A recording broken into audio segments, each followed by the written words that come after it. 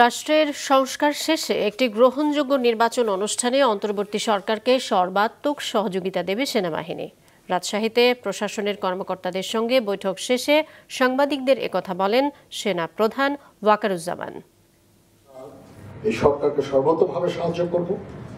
সরকার কিছু সংস্কার করতে চাচ্ছে এবং একটা ফ্রি ফেয়ার ইলেকশন করতে চাচ্ছে। সেটার জন্য যে ধরনের যতদূর সহায়তা তারা আমাদের কাছে চাবেন সেটা আমরা করব।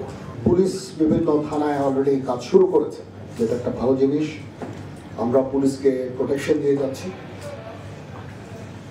তারা সম্পূর্ণভাবে যখন কাজ কর্ম শুরু করে দিবে, যখন পরিস্থিতি আরও স্বাভাবিক হয়ে আসবে, তখন আমরা ইনশাআল্লাহ সেনানিবাসে ফেরত যাব।